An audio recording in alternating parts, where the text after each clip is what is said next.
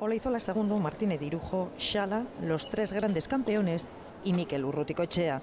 El pelotari de Zaratamo ha entrado entre los grandes en su primer campeonato de parejas.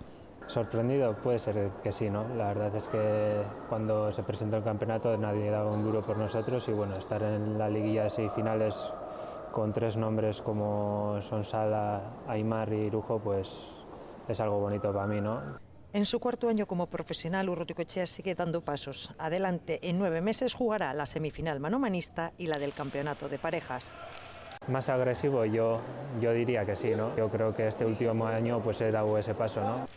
En la última jornada, y tras ganar en un mano a mano con Titín y Merino, lograron Urrutikoetxea y Beroit clasificarse entre los 4 mejores. La pareja Cenicienta, pues puede ser que sí, ¿no? Para nosotros es algo bonito estar ahí, tener 3 partidos más, jugar contra los más grandes del campeonato, de este último campeonato, y bueno, contentos y a ver si podemos hacer una buena liguilla, ¿no?